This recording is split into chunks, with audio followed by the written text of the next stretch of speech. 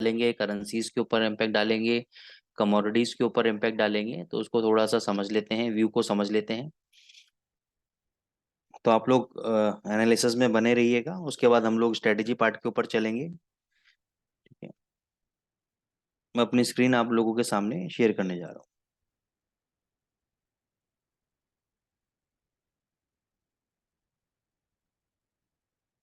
ठीक, तो आपके सामने डॉलर इंडेक्स का चार्ट आप लोगों के सामने नजर आ रहा है। तो काफी टाइम से जब हम इसका एनालिसिस कर रहे थे, just hold for a second guys, एक मिनट, मेरा राइटिंग अच्छा कहाँ चला गया।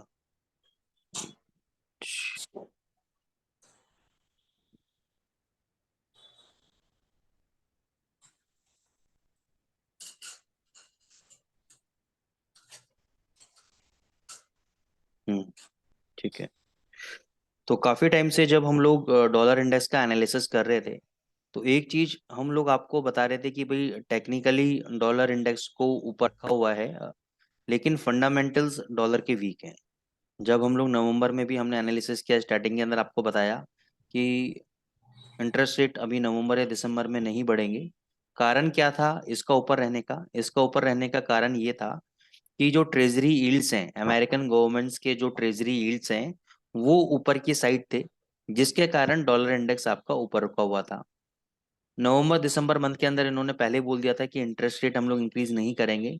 इनफैक्ट जो इन्वेस्टिंग कम्युनिटी है, यानी जो बड़े बड़े बैंकर्स हैं, इकोनॉमिस्ट हैं, उन लोगों ने तो यहाँ तक बोला है कि भाई जनवरी 2024 के मिड में, अगर हम बात करें मिड में यानी मार्च से लेकर जून तक के बीच में, हो सकता है कि एक बार इंटरेस्ट रेट डिक्लाइन हो जाए, 0.25 बेसिस पॉइंट का डिक्लेनेशन आपको देखने को मिल सकता है। ठीक है, खैर ये बात चलती रही। फेड के जो चेयरपर्सन है जेरोमे पवेल साहब, उन्होंने अपने अपने कंडीशंस रखते रहे कि भाई डेटा डिपेंडेंट है, डेटा अगर अच्छा आएगा तो हम लोग इंटरेस्ट रेट को बढ़ाएंगे। तो उन्होंने कंफ्यूजन स्टेट पे रखा, लेकिन दूसरी तरफ जो उनके मेंबर्स थे या वो खुद भी थे, वो इस चीज को नेगेटिव भी बोल रहे थे। तो दोनों स्टेटमेंट वो साइमल्टेनियसली पास आउट कर रहे थे। तो जब नवंबर मंथ के अंदर इंटरेस्ट रेट आपका नहीं बढ़ा, तो डॉलर इंडेक्स ने एक अच्छा खासा गिरावट दिया।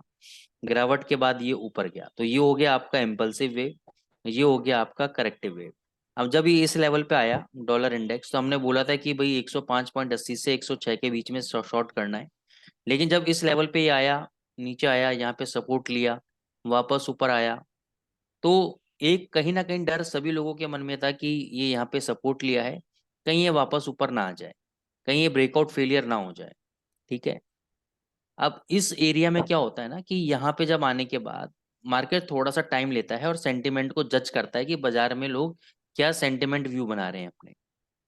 फंडामेंटल वीक है लेकिन डॉलर को नहीं तोड़ रहे, तो लोग घबरा जाते हैं। एक बार को तो मेरे को भी डाउट आ गया था कि कहीं ये यहाँ से ऊपर ना ले जाए। फिर मैंने अपना एक एनालिसिस किया कि भाई ये एक डबल टॉप सिनेरियो है। Double top in the sense chart के अंदर एक डबल टॉप लगा था, यहाँ पे मैं दिखा देता हूँ आपको। ये एक यहाँ से रिजेक्शन लिया, फिर यहाँ से डबल टॉप है। मैंने कहा अगर ये लेवल ब्रेक करेगा तो मैं मान लूंगा कि ये एक ब्रेकआउट फेलियर था। लेकिन जब तक ये लेवल ब्रेक नहीं करेगा, कोई भी बाउंस बैक आएगा, चाहे वो 106.50 हो, 107 हो, इसको मैं केवल एक करेक्टिव पुल बैक की तरह ही ट्रीट करूंगा। और पेशेंस ने पे ऑफ किया, और इसने प्रीवियस लोज के लेवल को ब्रेक किया। फिर इसने करेक्टिव रैली दिया, फिर प्रीवियस लेवल को इसने ब्रेक किया। अभी के लिए क्या है, कल आपका ट्यूसडे है, फेड की मिनट्स हैं, मीटिंग मिनट्स हैं, उसके अंदर भी अपने वो व्यू को रखेंगे या जो उन्होंने स्टेटमेंट दी है उसको डिकोड करेंगे। तो उसमें भी यही बोला जाएगा कि भाई अभी इंटरेस्ट रेट इंक्रीज नहीं होने चाहिए। ठीक है, दूसरा, अनएम्प्लॉयमेंट डेटा अगर आप देखोगे, अनएम्प्लॉयमेंट डेटा एक इंपॉर्टेंट फैक्टर होता है। तो अनएम्प्लॉयमेंट डेटा मैं किसी हफ्ते का, किसी महीने का नहीं बोल रहा, एक लॉन्ग पीरियड टाइम का अगर आप अनएम्प्लॉयमेंट डेटा देखोगे तो कहीं ना कहीं अनएम्प्लॉयमेंट डेटा आपके वीक आ रहे थे। ठीक है ना। लेबर मार्केट आपका वीक हो रहा था, इससे क्या फर्क पड़ता है, लेबर मार्केट जब वीक है या अनएम्प्लॉयमेंट वीक है तो ऑब्वियस सी बात है लोगों को सैलरीज नहीं मिल रही हैं, लोगों की इनकम, धंधे नहीं चल रहे हैं, मंदा चल रहा है बाजार। तो उससे क्या हुआ कि कंज्यूमर स्पेंडिंग कम हो गई। कंज्यूमर स्पेंडिंग कम होने का मतलब है लोगों ने खर्चा करना कम कर दिया या स्टेबल रखा अपना खर्चे को। तो वो भी एक नेगेटिव इम्पैक्ट था। लेकिन ये चीज फेड के लिए बहुत अच्छी थी। फेड के लिए क्यों अच्छी थी कि अगर कंज्यूमर स्पेंडिंग नहीं बढ़ रही है, अनएम्प्लॉयमेंट लेवल लो है, इकोनॉमी के लिए बुरी बात है, लेकिन अगर अनएम्प्लॉयमेंट लो है तो ऑब्वियस सी बात है कि लोग खर्चा कम करेंगे। और खर्चा कम करने के साथ साथ क्या होगा, महंगाई दर आपका नहीं बढ़ेगा। महंगाई दर अगर नहीं बढ़ेगा तो क्या होगा, इंटरेस्ट रेट नहीं बढ़ाना पड़ेगा। क्या नहीं करना पड़ेगा, इंटरेस्ट रेट नहीं बढ़ाना पड़ेगा सरकार को। ठीक है ना। तो ये भी फेवरेबल रहा उससे क्या हुआ, डॉलर इंडेक्स आपका नीचे आ गया। अब डॉलर इंडेक्स में क्या हो सकता है, डेली चार्ट पे आ जाते हैं हम लोग। डेली चार्ट पे अगर आप देखेंगे इसने बहुत अच्छा ब्रेकआउट दिया है यहाँ पर। ब्रेकआउट देने के बाद ये ऊपर गया, नीचे आया। अभी जो इमीडिएट बेसिस पे सपोर्ट लेवल है वो ये वाला है, 103.25। अब ये देखना यहाँ पे कि जैसे इसने पहले यहाँ पे सपोर्ट लिया, क्या ये सपोर्ट लेगा यहाँ पे। यहाँ पे सपोर्ट लेने के बाद एक बार ये बाउंस बैक मारेगा $104 तक, 104.50 तक, और फिर नीचे मारेगा 101.30 तक, फिर नीचे मारेगा 101.30 तक। तो ओवरऑल ट्रेंड आपका डाउन पे है। कोई भी बाउंस बैक आता है आपको डॉलर के अंदर केवल शॉर्ट पोजीशन बनानी है, यूरो जीबीपी के अंदर आपको केवल बाय पोजीशन बनानी है। ठीक है, ये डॉलर इंडेक्स हो गया आपका। अब हम चलते हैं यूरो यूएसडी के ऊपर। यूरो यूएसडी में फॉरगेट अबाउट दी फंडामेंटल, एक बार के लिए आप भूल जाओ, आपको केवल टेक्निकल एनालिसिस आता है। तो मैं आपको एक सिंपल सा, मैंने आपको स्ट्रक्चर एक दिन बीच में समझाया था वेबिनार के माध्यम से कि ये क्या बन रहा है, हायर हाई हायर लो बन रहा है। और इस लेवल पे जब हम थे, मैंने आपको समझाया था कि भाई जब तक ये प्रीवियस लोज ब्रेक नहीं होंगे और ये नए हाई बनाता रहेगा, तब तक ये पैटर्न आपका ऊपर चलता रहेगा। सिंपल स्ट्रक्चर है। अब इस स्ट्रक्चर को जिन्होंने फॉलो किया पैसा बनाया, जिन्होंने फॉलो नहीं किया, अब प्रॉब्लम क्या होती है कि सपोज मैंने यहाँ पे बाय किया, ये 100 पे बग गया, अब ये वापस नीचे गिर गया, यहाँ पे मेरे को केवल 20 पिप का प्रॉफिट हो रहा है। 3-4 दिन पहले मेरे को 100 पिप का प्रॉफिट हो रहा था। तो ये जो सेंटिमेंटल हिट करता है आपके दिमाग को कि भाई अगर मैं 100 पिप पे निकल जाता तो बढ़िया रहता, मैं नीचे दोबारा बाय कर लेता। सर बाजार का टॉप बॉटम कोई नहीं पकड़ सकता। आपको अगर स्ट्रक्चर को फॉलो करना है तो ये वाले जो मूवमेंट्स हैं, प्रॉफिट, प्रॉफिट से लॉस, लॉस से प्रॉफिट, ये वाले मूवमेंट्स आपको देखने पड़ेंगे, इनको झेलना पड़ेगा आपको। ठीक है।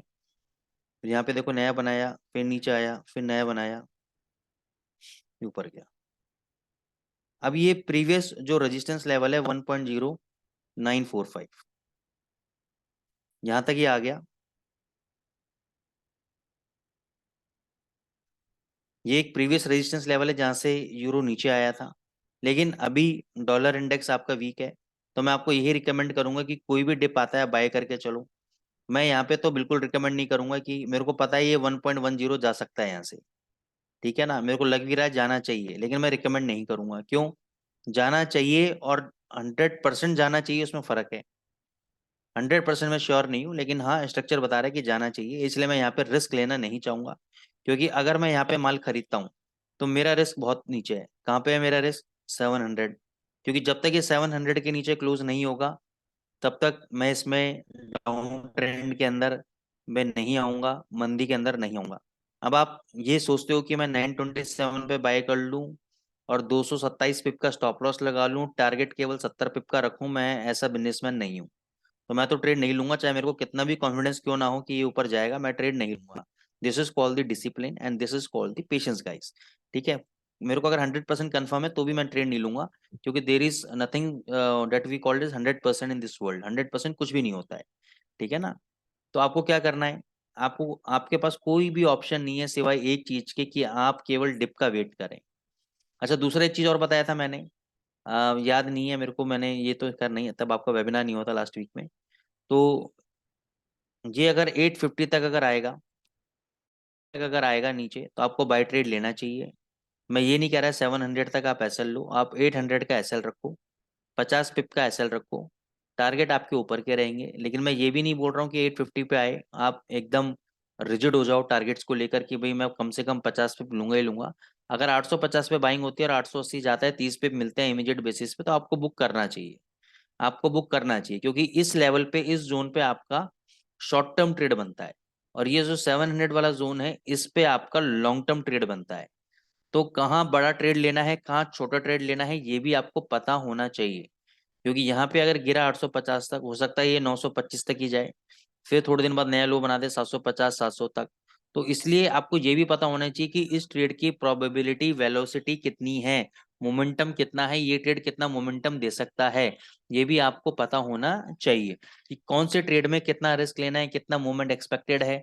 तो 850 पे इसको बाय करो, बाउंस बैक मारता है 880 900 के आसपास तो प्रॉफिट बुक करके बाहर आ जाओ। ठीक है ना, बड़ा ट्रेड बनेगा 700 के आसपास। अगर यहाँ पे जाता है तो यहाँ पे ऐसा नहीं कि यहाँ पे आ गया तो अब ये नीचे ही जाएगा, ऐसा नहीं है। ये एक केवल पुल बैक रैली होगी, पुल बैक फॉल होगा, basically not rally, pull back fall होगा, नीचे तक आएगा, इस लेवल पे आप बाइंग करो। ठीक है, उसके बाद 650 का एसएल डालो क्लोजिंग बेसिस पे कि इसके नीचे बंद तो एग्जिट, और वहां से फिर 100 150 पिप तक का 200 पिप तक का आप टारगेट लेके चलो। That is called the good risk reward ratio strategy. हाँ, जो सेलर्स हैं उनको क्या करना चाहिए, उनको इस जोन पे 1.100 का लेवल अगर ब्रेक करता है और एक 1100 के आसपास अगर आ जाता है 1.1080, इस जोन पे अगर आ जाता है तो सेल पोजीशन जरूर क्रिएट करनी चाहिए। यहाँ पे आपको, यहाँ से आपको अच्छा खासा नीचे 70 80 पिप का फॉल देखने को मिल सकता है। यहाँ से आपको 70 80 पिप का फॉल देखने को मिल सकता है। ठीक है ना, तो अगर डायरेक्टली यहाँ पे भगता है तो ऊपर जाने दो पहले इसको आराम से। इसको सेलिंग वाला, ये देखो सारा सेलिंग वाला जोन है, इस जोन में अगर आता है तो आपको शॉर्ट ट्रेड बनाना चाहिए। यहाँ से आपको डेफिनेटली प्रोबेबिलिटी हाई रहेगी आपके शॉर्ट ट्रेड की, तो 70 80 पिप का मूवमेंट आपको इस जोन पे मिल सकता है। मैं आज या कल की बात नहीं कर रहा हूँ, मैं पूरे हफ्ते की बात कर रहा हूँ, मतलब यहाँ से लेकर फ्राइडे तक कभी भी अगर इस लेवल पे आता है तो शॉर्ट पोजीशन बनाइए आप लोग। ठीक है, फिर हम आ जाते हैं जीबीपी यूएसडी पे। जीबीपी यूएसडी पे तो मैंने आपको पहले बताया हुआ है कि भाई ये एक चैनल था, चैनल से ब्रेकआउट दिया, यहाँ पे रीटेस्टिंग किया, ऊपर गया, लोअर लो बनाया, फिर हायर लो बना दिया। ठीक है ना, तो ये आपका स्ट्रांग है, ये आपका 2600 से 2700 तक जा सकता है जीबीपी यूएसडी। 2 घंटे के चार्ट में अगर हम लोग आते हैं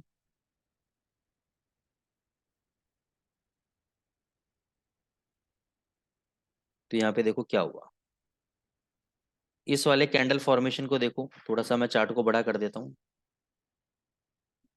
इस वाले कैंडल फॉर्मेशन को देखो और आप इस वाले कैंडल फॉर्मेशन को देखो। ठीक है, दोनों तरफ आपने कैंडल फॉर्मेशन को देखा आपने। अब यहाँ पे क्या बना, डबल बॉटम बना।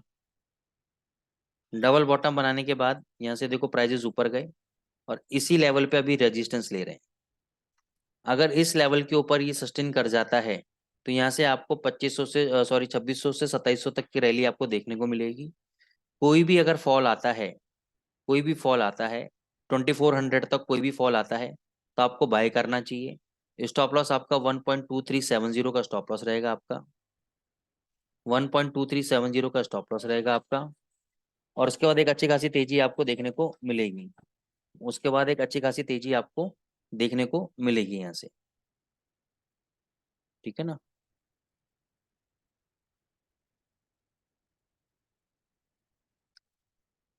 तो इसमें आप बाई करके चलें डिप पे, और अगर पोजिशनल बाई करना है तो ये वाला लेवल आप ले सकते हैं।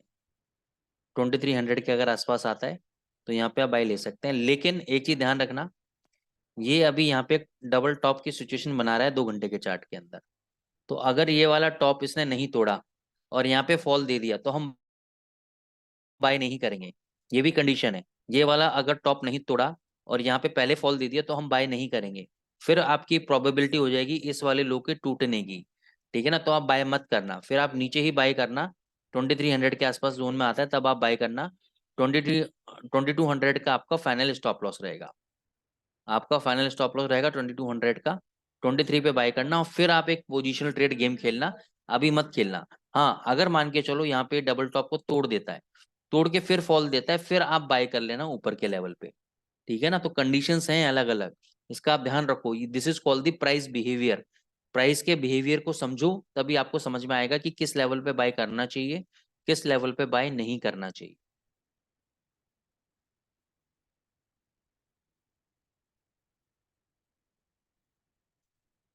GBP JPY short term downfall है, लेकिन ओवरऑल मैं इसमें तेजी में हूँ। नीचे आए इसको बाय करके चलो। 190 का टारगेट आपका इंटैक्ट है। हो सकता है कि एक बार ये 182.50 तक भी नीचे आ जाए, 300 पे और गिर जाए यहाँ से, तभी भी मैं आपको यही कहूंगा कि इसमें 190 का टारगेट इंटैक्ट है। दूसरा, डेली चार्ट के अंदर इसने ये लास्ट टाइम जो ब्रेकआउट दिया है, देखो ये जो प्रीवियस लाइन से ब्रेकआउट दिया है और इस कैंडल का हाई नहीं तोड़ा और इस कैंडल का लो तोड़ दिया, तो इसको बोलते हैं breakout failure. This is considered as a breakout failure. तो कई बार मैंने आपको जब ब्रेकआउट्स की थ्योरी पढ़ाता हूँ ये बताया है, तो ये जो आखिरी के अंदर जो लास्ट कैंडल होता है जो ब्रेकआउट मारता है और उसका हाई ब्रेक नहीं होता और लो ब्रेक हो जाता है, उसको बोलते हैं ब्रेकआउट फेलियर। तो अभी यहाँ से नीचे एक बार अच्छा खासा गिर सकता है। तो कोई भी अगर बाउंस बैक आता है तो आप शॉर्ट टर्म के अंदर तो उसको शॉर्ट करके चलो, लेकिन लॉन्ग टर्म अगर आपको ट्रेड करना है तो नीचे अच्छे खासे लेवल जब आपको 182 के आसपास मिल जाए तो लॉन्ग पोजीशन क्रिएट करके चलो। अभी आप एक शॉर्ट पोजीशन ले सकते हो, ठीक है ना, शॉर्ट पोजीशन क्रिएट कर सकते हो। स्टॉप लॉस आपका ये वाला हाई $187 का आपका हाई रहेगा। इसके ऊपर क्लोजिंग हो गया तो एग्जिट, नहीं तो आपको नीचे 183 और 182.50 के बीच में डेफिनेटली मिल सकता है जीबीपी जेपीवाई। एयूडी यूएसडी काफी टाइम से हम पॉजिटिव चल रहे हैं, बोल रहे हैं बाय करो बाय करो बाय करो, ठीक है ना। इसने आज ये जो लेवल था जहां से रिवर्सल का हम एक्सपेक्ट कर रहे थे, रिवर्सल नहीं दिया, इसको ब्रेकआउट मार दिया, एक नया पैटर्न एंड पैटर्न बना दिया। अभी 6670 से पहले रुकने वाला नहीं है, 6670 से पहले रुकने वाला नहीं है। अगर ये मान के चलो 6400 के आसपास अगर आ जाता है तो आप 150 पॉइंट यहाँ से 150 पे गिर जाता है, तो आप समझो कि आप बहुत अच्छे खुशकिस्मत इंसान हो कि आपको 6400 के लेवल पे मिल गया। वहां से फिर बम्पर तेजी आपको और दोबारा देखने को मिलेगी। तो कोई भी डिप आता है केवल आप बाय करके चलो, सेल करके आपको नहीं चलना है एयूडी यूएसडी पे, केवल बाय ट्रेड ही लेना है आपको। अब आ जाते हैं गोल्ड के ऊपर। गोल्ड का क्या सिनेरियो है? गोल्ड का सिनेरियो दोस्तों कुछ इस प्रकार से है कि गोल्ड मेरे को लगता है कि इस बार 2010 का लेवल है उसको ब्रेक करना चाहिए, लेकिन उससे पहले एक बार इसको 1950 या 1940 के आसपास आना चाहिए, ठीक है। अभी का सिनेरियो क्या है? अभी का सिनेरियो, जब तक आज ये वाला हाई ब्रेक नहीं करता 1985 का, 1985 का अगर हाई ब्रेक नहीं करता तो ये आज 1970 और 1965 तक नीचे आ सकता है आपका। अगर ये 1985 का लेवल ब्रेक कर देगा तो ये आज आपका 2005 तक जाएगा, कम से कम 2005 तक जाएगा अगर 1985 का लेवल इसने ब्रेक कर दिया। आज नहीं जाएगा, कल चले जाएगा, क्योंकि आज कोई ज्यादा न्यूज है नहीं। एफओएमसी की मीटिंग मिनट्स है जिसका इम्पैक्ट आपको कल देखने को मिलेगा। थर्सडे को आपको यूरोजोन का पीएमआई डेटा है, ठीक है ना। तो ध्यान रखना कि यूरोजोन का जो पीएमआई डेटा है वो मैं बताना भूल गया, उसके फंडामेंटल्स, कि वहां पे क्या आएगा आपका, मैन्युफैक्चरिंग वगैरह का डेटा आएगा आपका। अब वहां पे प्रॉब्लम क्या हो रही है कि इन्फ्लेशन तो हायर लेवल पर है, इन्फ्लेशन यानी महंगाई दर तो हायर लेवल पर है, लेकिन इकोनॉमी के अंदर क्या नहीं आ रही, ग्रोथ नहीं आ रही है। तो इस वाले पीरियड को हम बोलते हैं स्टैगफ्लेशन, ठीक है ना। अब इसके अंदर क्या है, ग्रोथ तो आ नहीं रही है, तो ग्रोथ को लाने के लिए क्या करता है सरकार, ग्रोथ को लाने के लिए सरकार इंटरेस्ट रेट को घटाता है। अब जैसे ही इंटरेस्ट रेट को घटाएगा तो इन्फ्लेशन और महंगा हो जाएगा। तो ये सरकार के लिए एक बड़ी दुविधा वाली सिचुएशन है कि करें तो क्या करें, ग्रोथ आ नहीं रही है, इन्फ्लेशन कंट्रोल हो नहीं रहा है, तो कैसे इस चीज को कंट्रोल किया जाए। इंटरेस्ट रेट घटा दिया तो इन्फ्लेशन और बढ़ जाएगा। तो अगर ये देखना पड़ेगा आपको कि अगर थर्सडे को पीएमआई डेटा अगर अच्छे नहीं आए तो यूरो और जीबीपी दोनों की सिचुएशन बता रहा हूँ, दोनों की सिचुएशन इस वक्त सेम है, दोनों की इकोनॉमिक कंडीशन सेम है इस वक्त, दोनों के डेटा आएंगे उस दिन, यूरो का भी आएगा और जीबीपी का भी आएगा। तो यूरो का डेटा अगर सही नहीं आया तो यूरो गिरेगा और आपका जीबीपी भी साथ में गिरेगा, इनमें जो बढ़त हो रही है वो रुक जाएगी। लेकिन अगर डेटा थोड़ा सा सही आया मैन्युफैक्चरिंग का तो ये यूरो आपका भाग सकता है और जीबीपी और भाग सकता है। तो थर्सडे तक ये लोग ऐसे ही मूवमेंट देंगे, थर्सडे को मेन डिसीजन होगा तो बहुत ज्यादा उठक पटक होगी, तो आप थोड़ा सा ध्यान रखिएगा, ठीक है ना। तो अभी के लिए क्या है, शॉर्ट पोजीशन आप चाहो तो बना सकते हो गोल्ड के अंदर। 1985 का एसएल है, नीचे 1970 1965 मिल सकता है आपको। 1985 अगर तोड़ दिया तो 2005 तक ये जाएगा ऊपर।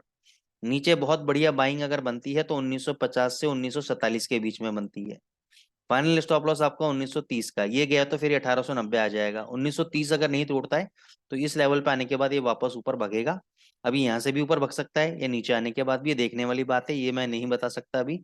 लेकिन मेरे को लग रहा है कि ये 2010 के लेवल को तोड़ के 2020-25 तक ही ऊपर जाना चाहिए। ठीक है।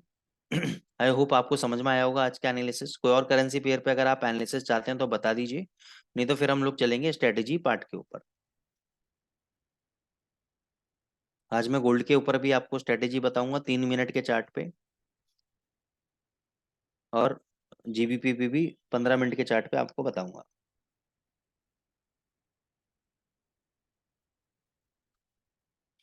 ठीक है, तो हम आगे चलते हैं, अगर कोई क्वेरीज आपकी नहीं है तो। अगर मैं स्ट्रेटेजी पे आगे चल दूं और बीच में आप करेंसी पेयर डालेंगे तो मैं नहीं बता पाऊंगा, इसलिए मैं अभी आपसे पूछ रहा हूँ, अभी बता दीजिए आप, नहीं तो फिर फ्लो बिगड़ जाता है बताने का। ठीक है, हम चलते हैं स्ट्रेटेजी पार्ट की तरफ। तो हमें सबसे पहले जीबीपी यूएसडी का 15 मिनट का चार्ट लेना है।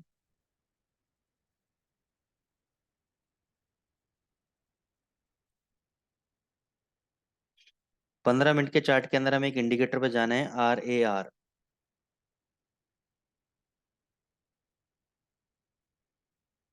Rainbow adaptive RSI lux algo का। ये वाला इंडिकेटर आपको यूज करना है।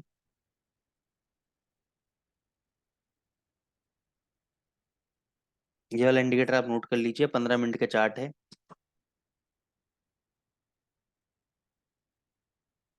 इसके बाद आपको उसकी सेटिंग में जाना है।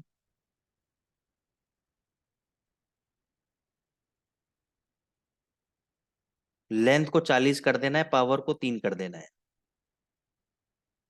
लेंथ को 40 कर देना है, पावर को 3 कर देना है।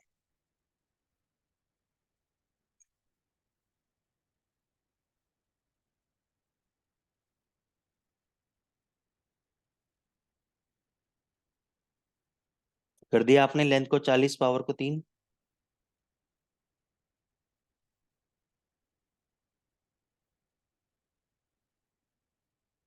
ठीक है, अब एक और इंडिकेटर आपको लेना है, William percentage R.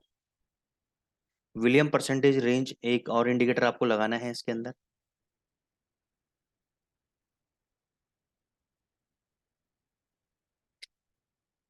William percentage range लगाने के बाद आपको ये सेटिंग करनी है। टाइम फ्रेम रहेगा 4 घंटे का, लेंथ रहेगा आपका 50 का।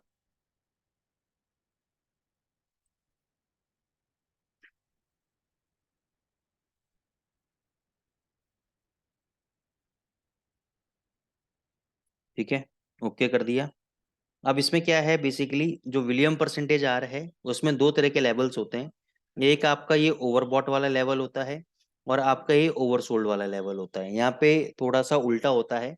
जो ओवरसोल्ड वाला लेवल है वो -80 होता है। सर जो, सर हाँ जी। Sorry to interrupt you. Sir यहाँ विलियम परसेंटेज में आपने जो दिखाया ना वो स्क्रीन यहाँ पर सेटिंग में नहीं आ रहा है, यहाँ पर लेंथ और सोर्स आ रहा है। आपने कौन सा इंडिकेटर लगाया है? वही है विलियम्स परसेंटेज आर। तो टाइम सेम फ्रेम नहीं आ रहा, टाइम फ्रेम ऊपर नीचे आ रहा होगा कहीं। नहीं सर, टाइम फ्रेम सिर्फ इनपुट्स है। आप एक जरा उसका खोलिएगा। हाँ मैं वही है दोबारा सर, वही है। मैं दोबारा लगा के देख लेता हूँ। हाँ सर। ये आ रहा है ना टाइम फ्रेम नीचे?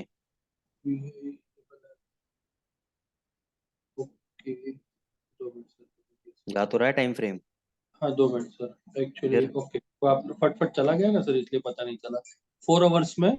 और मैं लेंथ क्या तो लगाना है सर? 2 minute sir. मैं तो यार काफी टाइम देता हूँ, आप लोग देखते ही नहीं हो। नहीं नहीं सर, देख ही रहे थे।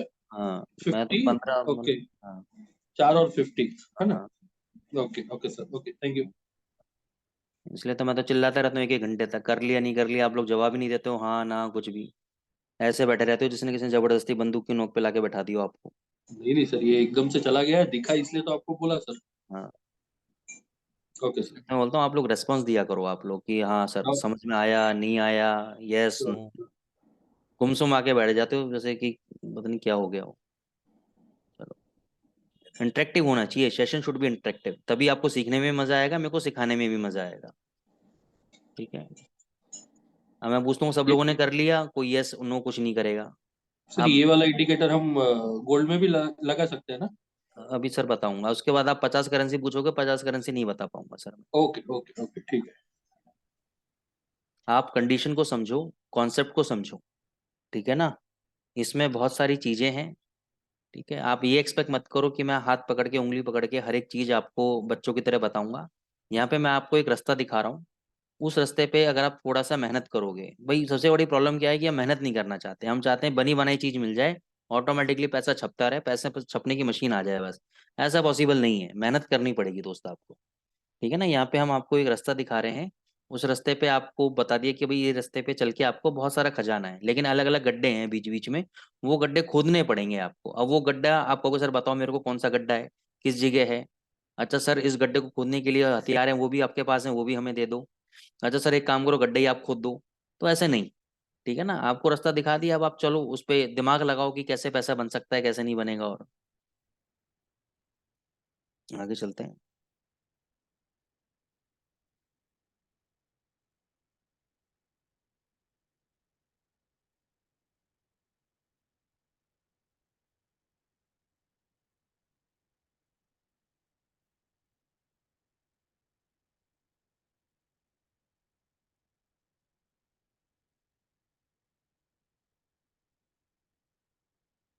देखो करना क्या है आपको, इसके अंदर आराम से सुनना और फिर सर मेरे ये को दूसरा बताना सब। इंडिकेटर है वो हाइड कर दो ना, तो थोड़ा डिस्टर्ब हो रहा है। अच्छा ठीक है, ठीक है सर। Yes sir. तो अब आपको करना क्या है कि इसके दो बैंड्स होते हैं विलियम परसेंटेज आर के। ये आपको ओवरबॉट बताता है अगर ये अपर बैंड को टच करता है तो, और नीचे अगर आता है ओवरसोल्ड बताता है, ठीक है ना। दूसरा जो ऊपर वाला इंडिकेटर है आरएसआई एडेप्टिव वाला जो इंडिकेटर है, इसके भी दो बैंड है, एक अपर बैंड है एक लोअर बैंड है।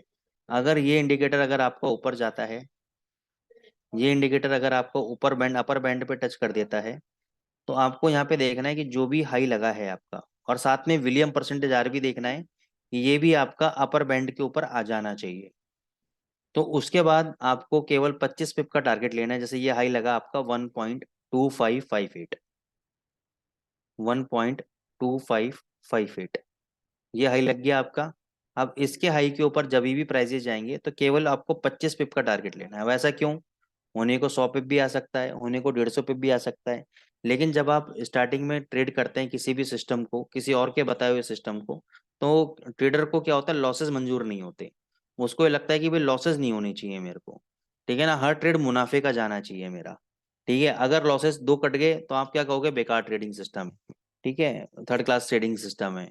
क्यों, क्योंकि आपको लॉसेस लग गए हैं। लॉसेस आपको मेंटली आप प्रिपेयर नहीं हो लॉसेस लेने के लिए, ठीक है ना। तो ये आपको चीज समझनी पड़ेगी, कोई भी ट्रेडिंग सिस्टम आप यूज करते हैं तो आपको लॉसेस तो लेने ही पड़ेंगे, क्योंकि वर्ल्ड में ऐसा कोई भी बिजनेस नहीं है जो हर हर रोज प्रॉफिट का दे, हर दिन प्रॉफिट आए, हर सेकंड प्रॉफिट आए, ठीक है ना।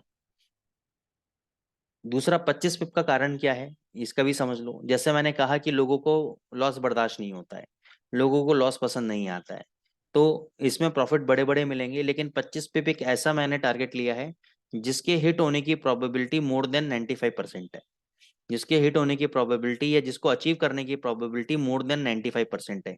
यानी मेरे अकॉर्डिंगली कि हर एक ट्रेड आपको मुनाफे का पड़ेगा अगर 25 पिप का केवल आप टारगेट लेके चलोगे तो। ज्यादा कदा कोई बात फंस गए, नहीं तो 95% केसेस में आपको ये टारगेट्स मिल जाएंगे, ठीक है ना। तो आपने 2558 के ऊपर बाई किया आपने, उसके बाद इसने हाई लगाया 2590, 2590, 25 पिप मिल गए, आपका प्रॉफिट बुक हो गया। अब आप समझना कि यहाँ से ये इस लेवल से इतना नीचे आ गए due to any fundamental news हो या कोई भी कारण हो जिसकी वजह से ये नीचे आपका आ गया है। अब इसका नीचे आने का जो कारण था जो भी रहा हो, लेकिन आपको एक चीज पता है कि भाई मेरा जो इंडिकेटर है वो अभी भी, विलियम को भूल जाओ अभी के लिए, आप ये मेन इंडिकेटर पर ध्यान रखो कि इसका कलर अभी भी आपका क्या है, ग्रीन कलर है, या इसका जो भी है नीला कलर है, वॉट एवर जो भी कलर एक्वा कलर आ रहा है, एक्वा कलर क्या है आपका, पॉजिटिव दर्शाता है कि भाई अभी ये ट्रेंड ऊपर का ट्रेंड है। अब आपको क्या दिमाग लगाना है अपने से, ये दिमाग लगाना है कि इस लेवल पे मैं एंट्री कहाँ करूं, एंट्री कहाँ लेनी है मेरे को, re entry, that is called the re entry. आपने जो यहाँ बाय किया उसमें तो आपने 25 पिप का प्रॉफिट बुक कर लिया, 25 पिप का बुक कर लिया, लेकिन आप तो लालची आदमी हो। As an human being what we are govern by greed and fear, हम लोग किससे चलते हैं, हम लोग डर और लालच से चलते हैं, इंसानी फितरत है हमारी लालच। अब प्रॉफिट तो बुक हो गया, आज क्या करूं, आज का गल्ला कैसे बनेगा, ऐसे बनिया कहता है ना, आज का गल्ला कैसे बनेगा, आज कस्टमर नहीं आया तो आज की कमाई कैसे होगी। तो ये आज का दिन है। अब आज आपको कैसे कमाई करनी है आपको दिमाग लगाना है। मैंने आपको ये चीज बता दी, इंडिकेट कर दी कि ट्रेंड जो है आपका ऊपर की साइड में, ये ट्रेंड आपका ऊपर की साइड में। अगर ट्रेंड ऊपर का है तो केवल आपको क्या करना है, हिंट दे रहा हूँ, बाय का ट्रेड लेना है। कहाँ लेना है ये आपको दिमाग लगाना है, क्योंकि आपको मैंने 2 साल से दुनिया भर के इंडिकेटर्स बताए हैं, उनकी आप मदद से अगर आपने सही से सुना है समझा है, तो बहुत सारे ऐसे इंडिकेटर्स, ऐसी स्ट्रेटजीज हैं जो आपको माला माल कर सकती हैं। ठीक है ना, तो उसका आप हेल्प लो और देखो कि री एंट्री कैसे ले सकते हैं यहाँ पे। देखो प्राइजेस ऊपर आ गया वापस। आप मेरे को बताओ ऐसा कोई प्राइस एक्शन है क्या जो यहाँ से यहाँ तक फॉल होने के बाद बताए कि भाई ये वाला हाई टूटेगा। कोई भी ऐसा प्राइस एक्शन नहीं है। ठीक है ना, जो आपको ये बता दे वाला हाई टूटेगा, ये तो टाइम बताएगा कि टूटेगा या नहीं टूटेगा। ये देखो ऊपर आ गया, ना ही कोई इंडिकेटर बता सकता है। बस जब तक हमें ये पता है कि जब तक ट्रेंड है तो ये ऊपर जा सकता है, इतना हमें कंफर्म है।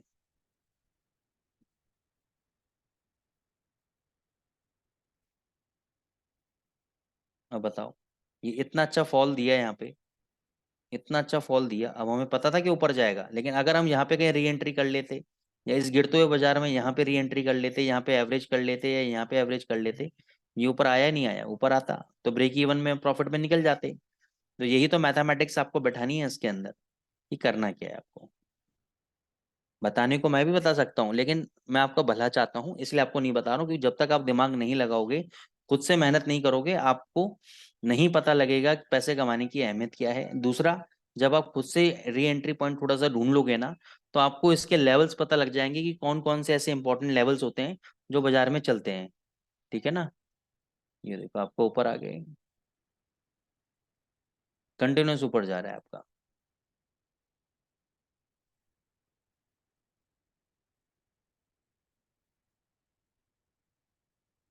कंटिन्यूस। अब यहाँ पे देखना, यहाँ पे कोई भी ऐसा रेड कलर का लाइन नहीं है बैंड, नहीं इस इंडिकेटर के अंदर जिसने आपका लोअर बैंड के नीचे गया हो।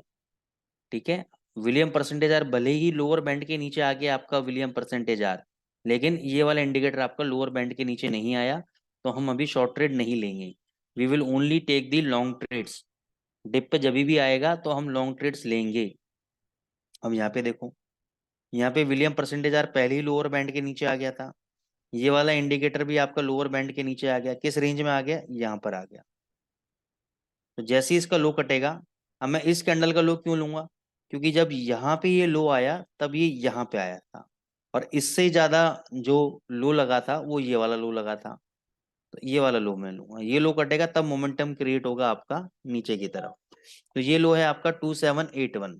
तो 2781 के नीचे मैंने शॉर्ट किया, नीचे आया 2764, फिर ये ऊपर चला गया, उसके बाद फिर नीचे आया 2741, फिर लो लगाया 2680, फिर लो लगाया आपका 2652। हमारा तो 25 पिप कब का बुक हो चुका। अब आपको करना क्या है, आपको पता है कि भाई आज भी ये जो है इसका रेड कलर का बैंड है, तो केवल आपको शॉर्ट की एंट्री लेनी है, केवल आपको शॉर्ट की एंट्री लेनी है, दिमाग लगाना ही नहीं है आपको, केवल शॉर्ट की एंट्री चलते रहना है आपको बस। बहुत सिंपल है। ठीक है, आगे चलो।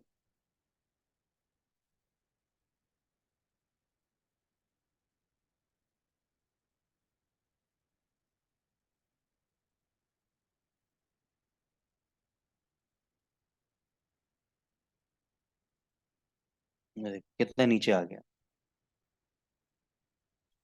सीधी मूवमेंट।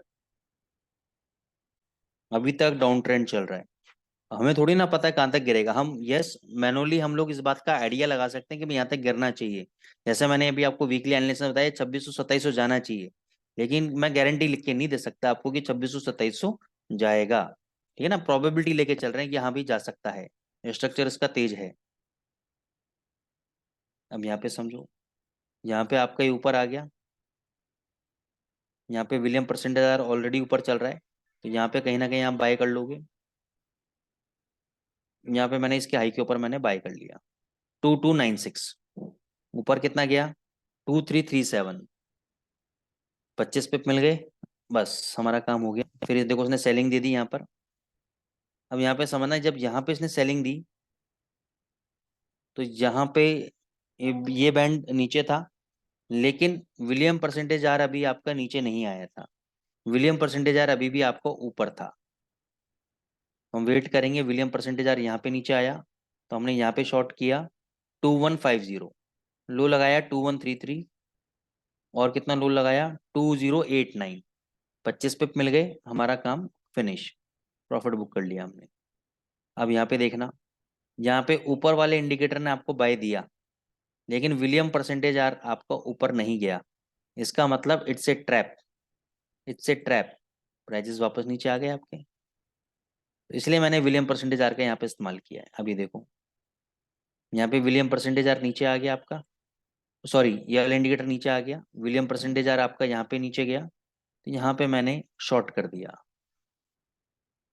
इस कैंडल का लो है आपका 1.2113, यहाँ पे लो लगा आपका 2069, 25 पिप मिल गए, प्रॉफिट बुक।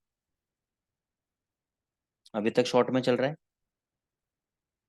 यहाँ पे देखो बाय दिया, बहुत बढ़िया बाय, यहाँ पे ब्रेकआउट दिया ऊपर, विलियम परसेंटेज आ यहीं पे ऊपर आ गया था, तो यहाँ पे कहीं ना कहीं हम बाय करेंगे। अब यहाँ समझना, आपने यहाँ बाय नहीं किया, यहाँ बाय नहीं किया, इतने बड़े कैंडल ब्रेकआउट दिए, यहाँ बाय नहीं किया, यहाँ बाय कर रहे हैं, तो मेरे को बताओ एज ए रिटेल ट्रेडर आपके दिमाग में क्या चलेगा? क्या आप कहोगे कि सर यहाँ बाय करना सही है?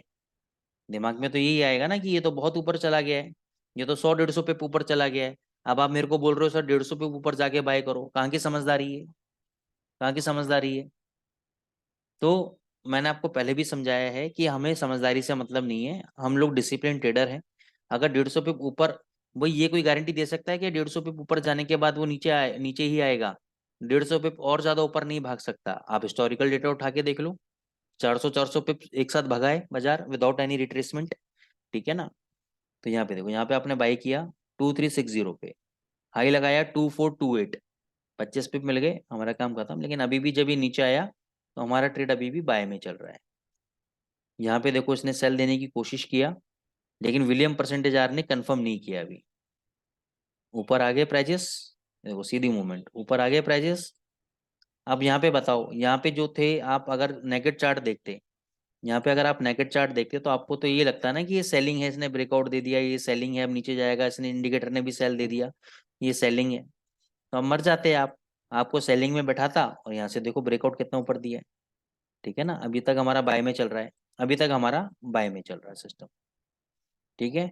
ये हो गया आपका जीबीपी यूएसडी। अब मैं आपको दिखाता हूँ गोल्ड के अंदर, सेम सेटिंग है, 3 मिनट का चार्ट है, विलियम परसेंटेज आर की जरूरत नहीं है, विलियम परसेंटेज आर की हमें इसके अंदर जरूरत नहीं है। रजय सर समझ में आया? Yes sir.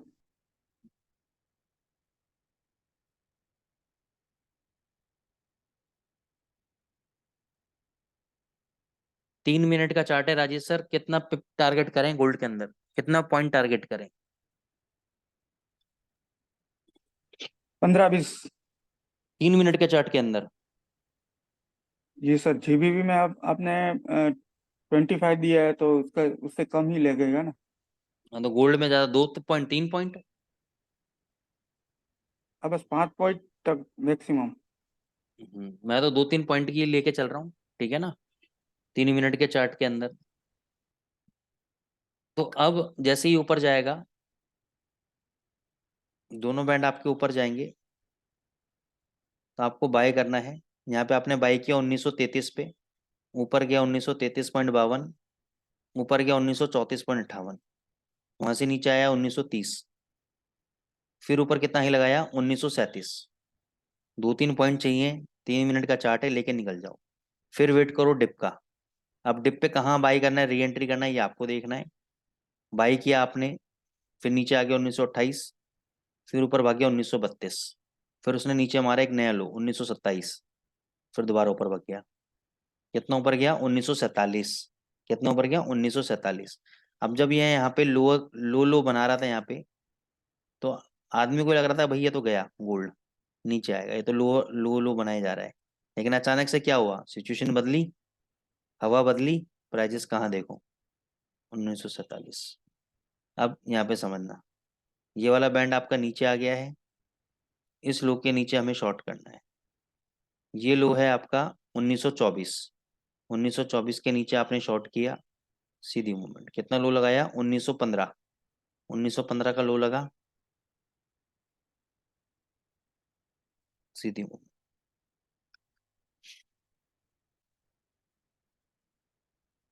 1901, 1902, 1897, 1870,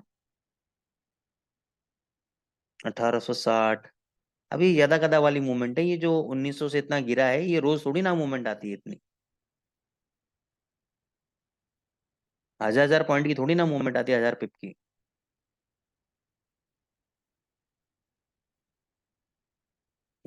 सॉरी, 100 पिप की, नहीं 1000 हो गया ना। 100 पॉइंट इजिकल टू 1000 पिप।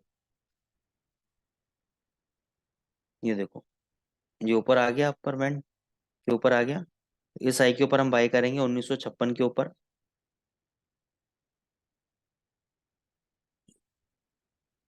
और सॉरी 1856 के ऊपर। ये देखो 1870, 1880, फिर नीचे आ गया 1868, फिर दोबारा ऊपर भाग गया 1929।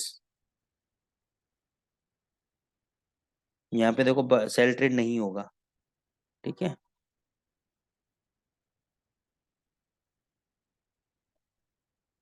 कंटिन्यूस ऊपर चल रहा है, कंटिन्यूस ऊपर चल रहा है।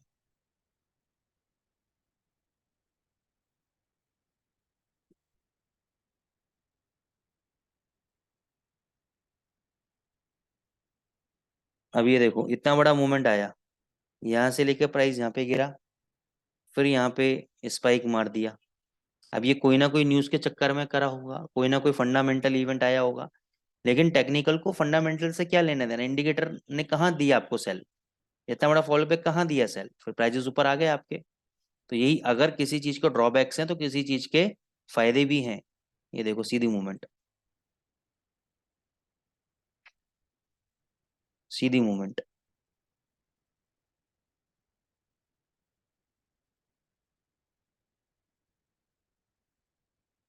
अभी तक सेल नहीं दिया, यहाँ पर भी सेल नहीं दिया अभी। पूरा बैंड के नीचे नहीं गए दोनों।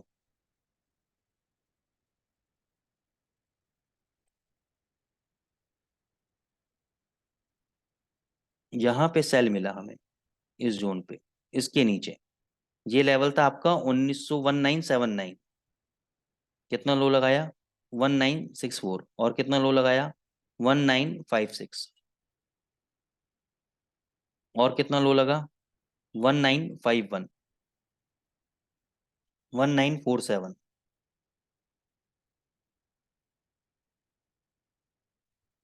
कितना लो लगा? 1933, 1933। फिर यहाँ पे दोबारा बाय दिया। अब यहाँ पे जब इसने बाय दिया, इस जोन पे, तो यहाँ बाय नहीं करना है, ये जो हाई कटेगा इसके ऊपर बाय करना है। इस कैंडल का हाई कितना है? 1971, तो 1972 पे बाय किया। कितना हाई लगा? 1974, 74। और ये 75 का जब हाई लगा, तो उसके बाद ये नीचे कितना गिरा? 1955। आप लोगों की हालत खराब, ये 20 पॉइंट गिर गया। अब यहाँ पे देखो, यहाँ पे सेल देने की कोशिश किया, लेकिन इसका लो नहीं कटा। यहाँ से प्राइसेस वापस ऊपर, सीधी मूवमेंट,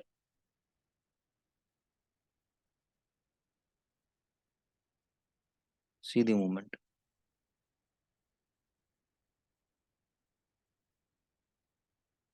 अभी तक गोल्ड का ट्रेंड ऊपर है। अब आप देखो कि आपको री एंट्री कहाँ करनी है। अब आप चेक करो कि आपको री एंट्री कहाँ करनी है। यही इसके अंदर कलाकारी है। अगर आपने देख लिया कि सही लेवल पे री एंट्री कहाँ पर है, तो सिस्टम अगर बाय में है, तो आप आराम से स्कैल्पिंग करके बहुत जबरदस्त प्रॉफिट निकाल सकते हैं। आप बहुत जबरदस्त प्रॉफिट निकाल सकते हैं, ठीक है। समझ में आया स्ट्रेटेजी? गोल्ड में यस सर। 3 मिनट्स का चार्ट, करेंसी में 15 मिनट का चार्ट, हो सकता है यूरो में 5 मिनट का हो, 10 मिनट का हो। रास्ता मैंने आपको बता दिया है, अब आपको खुद प्रैक्टिस करके सेटिंग में दोबारा दिखा देता हूँ सर, कोई दिक्कत नहीं है, ये देख लो। अब आप सेटिंग देखो आराम से, कोई दिक्कत नहीं है।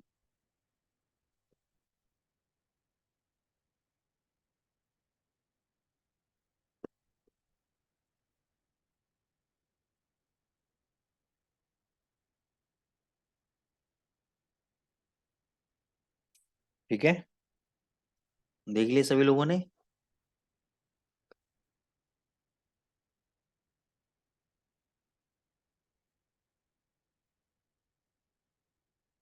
क्लियर हो गया? Hello? Yes sir.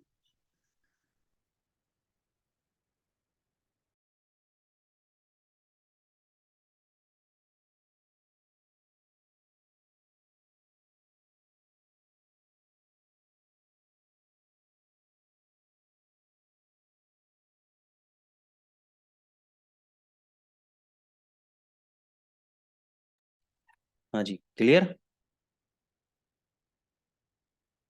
Thank you Jignesh ji. Style same रहेगा।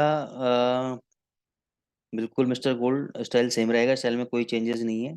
सिर्फ विलियम परसेंटेज के स्टाइल में चेंजेस हैं, वो भी बस, उसमें भी कोई चेंजेस नहीं है, बस मैंने रेड कलर को थोड़ा सा ना मोटा कर दिया है बस, और कुछ नहीं है, और कुछ भी नहीं है, बाकी सब सेम है।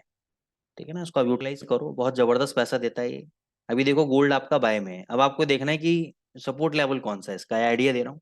आपको लग रहा है अभी 1975 का सपोर्ट है तो यहाँ पे बाय कर लो। आपको लग रहा है अभी 1970 का सपोर्ट है तो यहाँ पे बाय कर लो। ठीक है ना। दूसरा एक और चीज, आपका देखो फायदा क्या है कि अगर इसने स्ट्रेटेजी ने स्टार्टिंग के अंदर यहाँ पे अगर 1970-71 पे बाय दिया है और उसी लेवल के अगर आसपास आता है तो बहुत बढ़िया बाइंग है, क्योंकि वहां भी उसने पहले बाइंग दी थी, दोबारा उसी लेवल पे अगर आ रहा है तो वहां पे उठाओ। तो वहां से जब नीचे गिरेगा बाई चांस और सिग्नल भी बदलेगा तो आपको बहुत बड़ा एसएल नहीं कटेगा आपका, या अगर एसएल कटता भी है बड़ा तो आपको फॉर्मूला बता ही रखा है मैंने, डबल क्वांटिटी आपको शॉर्ट करनी है, ब्रेक इवन पॉइंट निकालना है, और ब्रेक इवन पॉइंट से जो भी आप चाहते हो 2-4 पॉइंट का प्रॉफिट मिल जाए आप लेके निकल सकते हो बाहर। ठीक है ना। तो वो लॉस कवर करने का तरीका है, ऐसा नहीं कि स्टॉप लॉस कट गया आप काट के बैठ गए फिर आप वेट करते रहे। ठीक है ना, वो तरीका नहीं। ये एक मिनट होल्ड करना।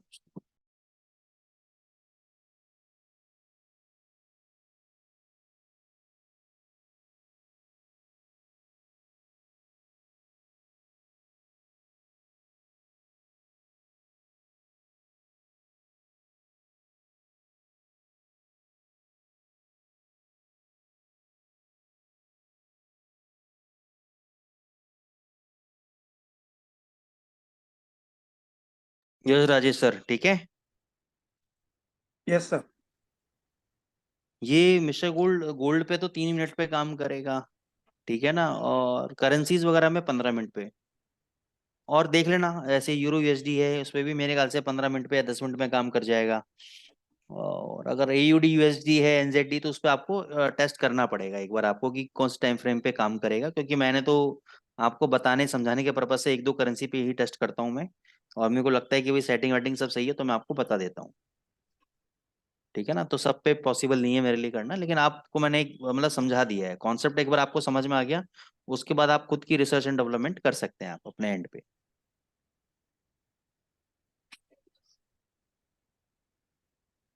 ठीक है, चलो guys, thank you so much, और फिर मिलेंगे हम लोग दोबारा अगले मंडे को। और कल फेड के मीटिंग मिनट्स हैं तो ध्यान रखना उसका।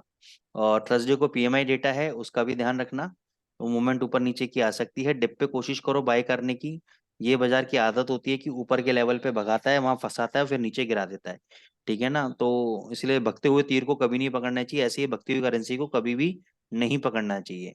जब थोड़ा सा ठंडी हो जाए तब पकड़ो। ठीक है ना, ऊपर जा रही है तो जाने दो, पकड़ो मत, उसके पीछे मत भगो। ये एक तरह का भूत है जो आपको ऐसी कबर में ले जाके मारेगा कि आप उसके चक्कर में भग जाओगे। चलो, welcome guys, thank you so much, फिर मिलते हैं मंडे को। Till then bye and take care.